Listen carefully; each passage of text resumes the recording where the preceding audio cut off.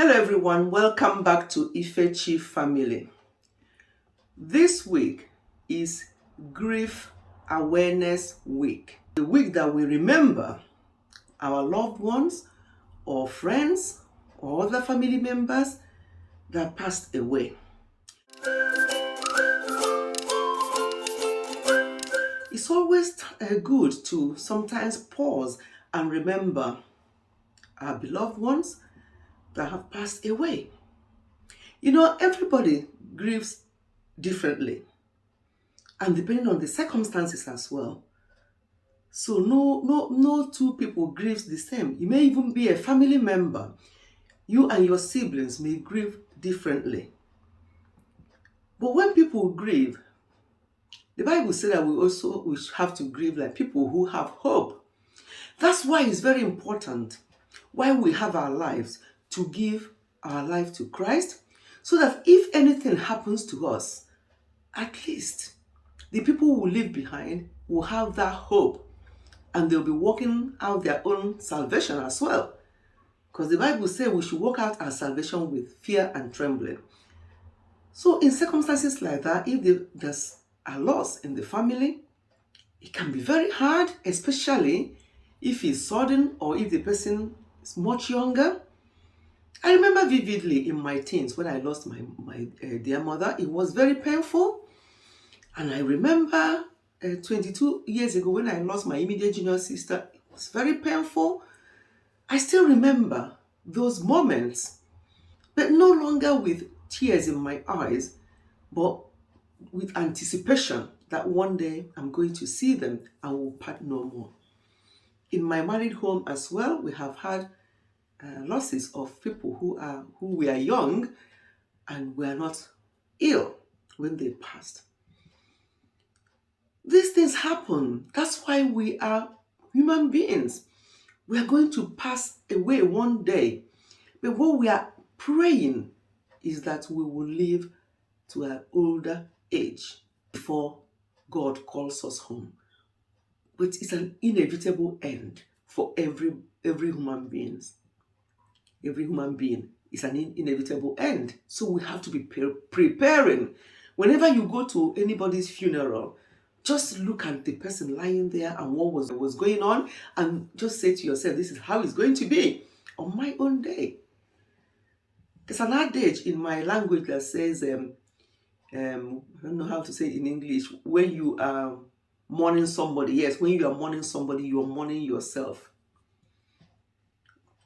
So let us not shy away from talking about departing, because this world is not our home.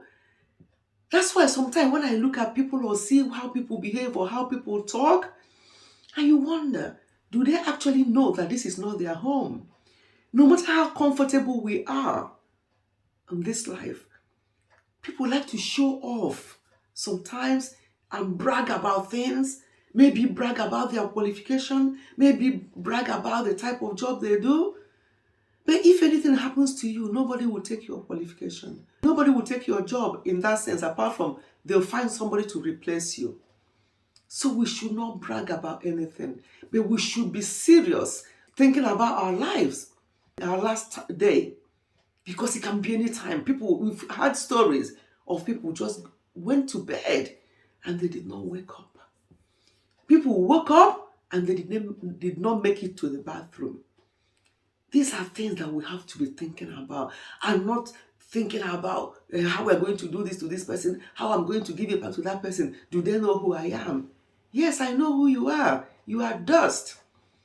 We all of us, we are dust. When people say, do you know who I am? That actually means that they don't even know the meaning of life. There are some words that we should not be using. We are mere mortal. So as we think about Grief Awareness Week this week, let us remember those who are mourning. Matthew 5 verse 4 says that blessed are those who mourn, for they shall be comforted. Grief is a process. No two person grieves the same way. But please, let us not overdo it. Let us not overdo it and forget the most important thing, which is working on our own salvation, so that we'll meet that person, hoping that that person died in the Lord. But there's nothing wrong in you grieving for somebody. After all, in John 11:35, that's the shortest verse in the Bible, Jesus wept. So that means that anybody, the demise of anybody will affect us. So weeping is not the issue. It's how long we continue to weep, and whether we will continue and not work out our own salvation and concentrate on just missing the person, talking about the person all the time. Of course, it's good to talk about the person. Remember all the memories, the good memories that you had with the person. That's fine. But we have to grieve with sense and not keep dwelling on it. God is a great comforter. Blessed are those who mourn, for they shall be comforted. And that brings me to something I want to say quickly about making a will. It's very important. Some people, especially from my background, think that once you make a will, it means that you're going to pass away. No. It helps in planning. Some people over here even plan in their will what they want, how the song they would like that day, what they would like to be dressed in. They put everything in some of these things in their will. So it makes it easier for people they leave behind to be able to know what actually this person wants, the type of songs that they want to be sung, they want to be sung on that day. So let us, at this Christmas period, it can be a very difficult time for some people because it's a time that families come together, especially if it's the first Christmas without that person.